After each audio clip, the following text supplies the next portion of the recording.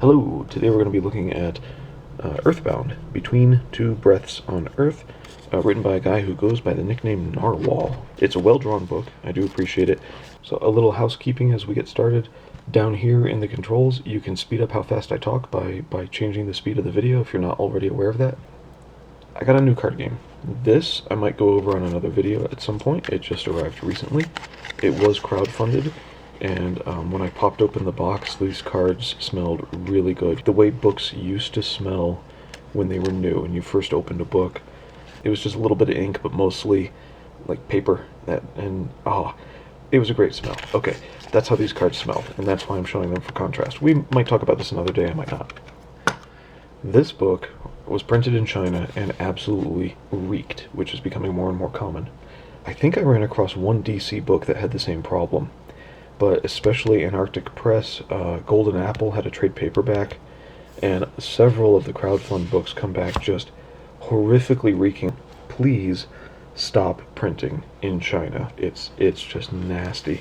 So that's one of my first critiques was I couldn't take it out right away simply because just even in opening the shipping envelope it came in, it was terrible. But I got it open eventually, I got it aired out eventually. I didn't get too much of a headache. Oh, and it came with some extras. Pardon me. Narwhal put out a sketchbook, of course, and there were some other little bits back here that were quite enjoyable. So this should be fun to go through secondarily. Not in the video, but I'll read it later is what I mean. Alright, so looking at Earthbound here, I like the artwork style. At first I didn't. To me it was just like there's something missing because it's so sparse on lines. And instead, he colors his own. So he's really showing off as a colorist here that he leaves a lot of his lines implied in the color changes. There's nothing wrong with that. It's just a style choice. He could do more lines. In fact, there are a couple places I've seen he does do more lines, and it's okay. But he uses he uses differences in shading all over the artwork really well. In this one here, one of our two main characters, Spaceman, and then Julia here. What's kind of fun, I think it's a nickname, it might not be a given name, but what's kind of funny here is this becomes a high school drama at one point, and it's as if nobody bothers questioning, except for the school principal, Spaceman being a name. Like, do you have a last name? Nothing like that. And let's see, one thing about this page in particular that shows through is I like how, even though his line work is sparse, the faces are consistent, and the thing I like about his faces is that they can show expression. So there's a minimalist and expressionist thing to the way he draws. He's going to color his own. He's got texture in the colors. I should say he's got shape in the color, not texture. Excuse me. So moving on. Hope I can get the bookmarks to work. So we have another example of things being lit from underneath, and him showing shape that way. It works. So the story is these two are aliens. They are for whatever... First, one alien comes to Earth. 4 years later, some other aliens are... And then the alien who came to Earth is being interviewed by some other high school kid.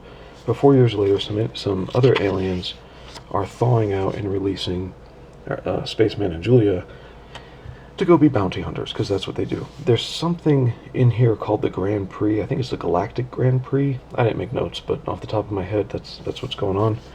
Alright, so these two bounty hunters are released for the sake of finding 4 other aliens on Earth, these ladies, who are shadowed here. And it's a contest for one of these two to gain their freedom. The tiebreaker will be our 5th kid, the one who showed up 4 years ago. It's funny, the regular Earthling kids look like Muppets, but a little bit of characterization here. Narwhal himself described Spaceman as being more in line with things that are free will. One of the problems in Narwhal explaining this in his own video is he sort of over-equated free will and chaos on one side, and order and, I guess, what I would call determinism or fate on the other side. This guy is shown to be a bit debauched. I don't think everything that's in here for showing that side of his character is necessary. Here we go. This frame in particular matters. This is where the guy who's been on Earth for 4 years. His name's WizKid.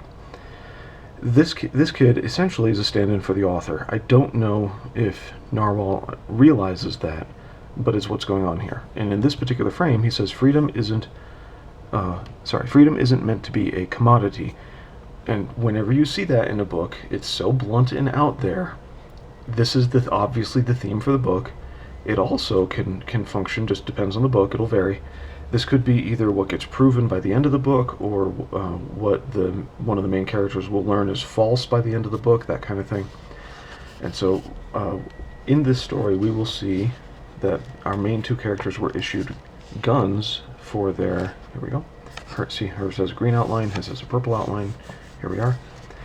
These guns, they don't kill, they take away a person's free will and make them subservient to the owner of the gun, or loyal to. Our main characters are into taking away people's freedom as a means of getting done what they're doing. And that's how they're going to hunt down their quarry and take them back. Narwhal has publicly said that he's looking at free will. He presented this as you have the line of your life, but you make choices, so there's kind of a tree of what would happen if you made other choices, but you can't know what's on the other branches, so really all you get is the one line, and if you look at your life from either end, it's a straight line. Says who? That's not true in my life. I don't want to be harsh on the guy. He's a kid. He's in his 20s, I think. But see, I know that in my life I made decisions, and that because of the decisions I made, I gained certain skills. So when a time came that I could take a job or be laid off without being able to take the other job, I might be somewhere else. Now, this gets into a second assumption that postmodernists like to push. The argument against what I just said would be something like, well, you don't know what would have been on that other branch. There's the idea being pushed by a lot of people nowadays is that if you don't know everything, you can't know anything. If you ever get somebody arguing that with you, ask them, do they really know that? They're attacking epistemology. They're attacking how you know anything. I don't have to know everything in order to know certain things. So as Narwhal is playing, and now I'm going to defend him, as he's playing with these ideas about chaos versus predeterminism, or just determinism, and free will versus fate, he's accidentally preached that straight line thing. It shows up somewhere here in the book. I forget where the quote is. But then, unlike other books, his preaching stopped there. And other books will continue to preach, and it gets into excuse me, that art versus life argument, which is really dumb, about is life imitating art, or is art teaching life? It's both. It's a cycle, okay?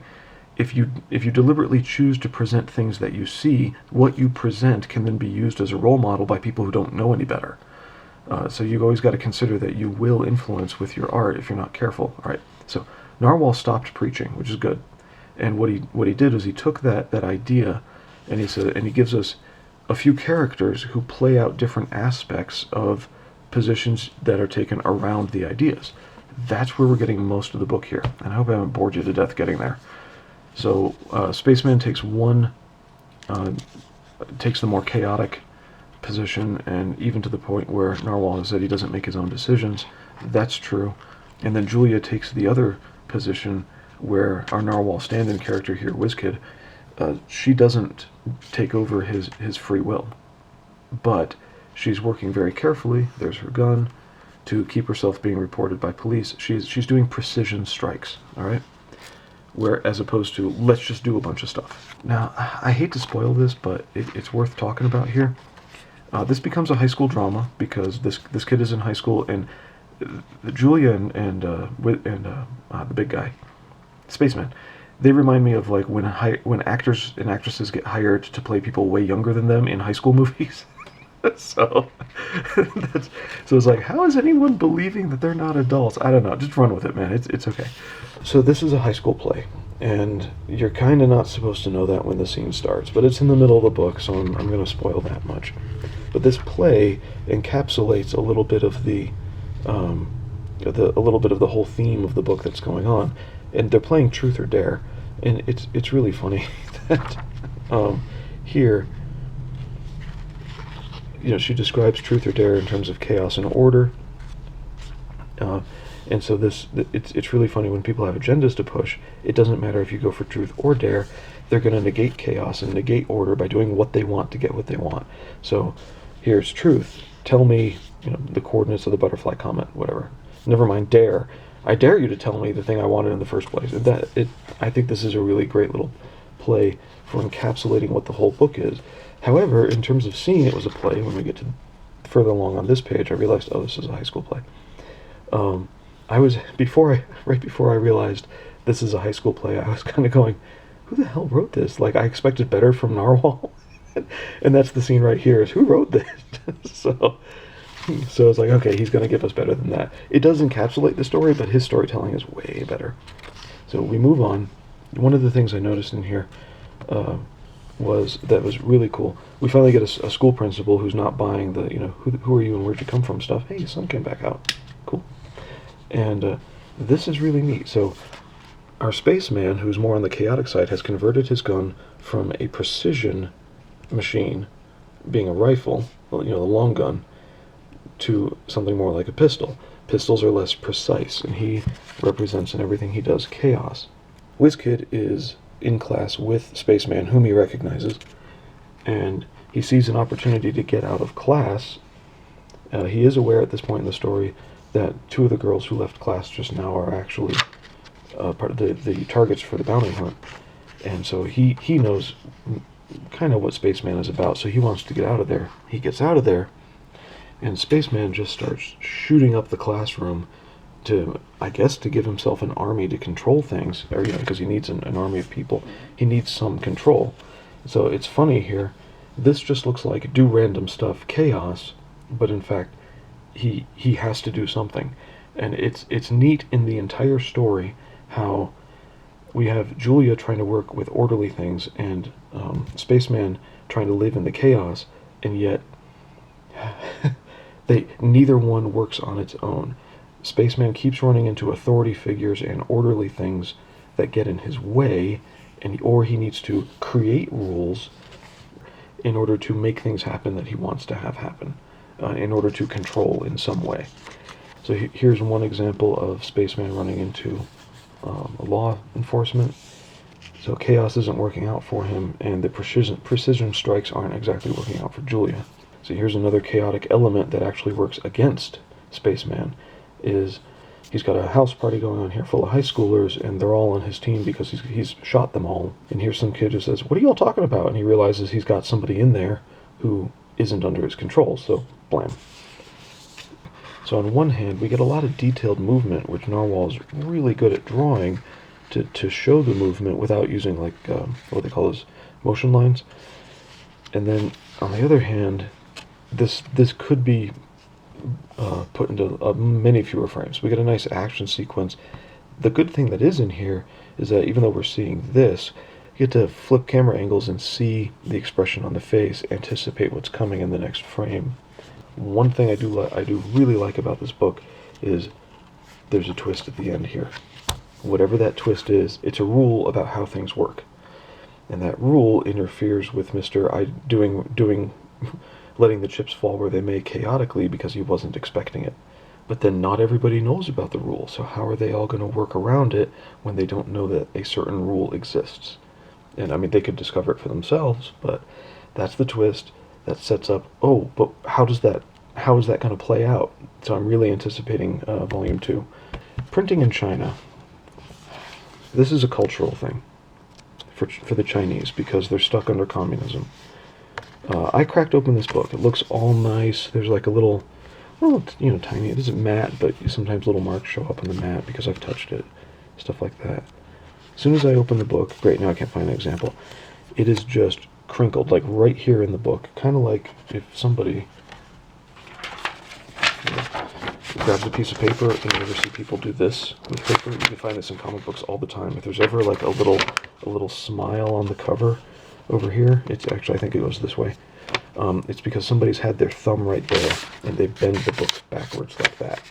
So these crinkles are usually like right here or right there in the middle of the pages. It's like it's 2 pages deep, and it's every 16 to 32 pages, if you would. And there's well, in terms of sheets, it's every 6 sheets are good and then 2 are bad through the entire book. In other words, somebody in printing in China jacked up a whole bunch of sheets when they were printing this. They were like folded once, and then they marred the sheets, and then it got folded 2 more times, I think, before they take the folded thing, cut off the edges, and then that's a piece of the book right there, 16 pages long. It's called a signature. Yeah, the quality control in China is really low, but reading the book, it's intriguing. I am looking forward to number 2. It is enjoyable, and I think Narwhal is having a fun time.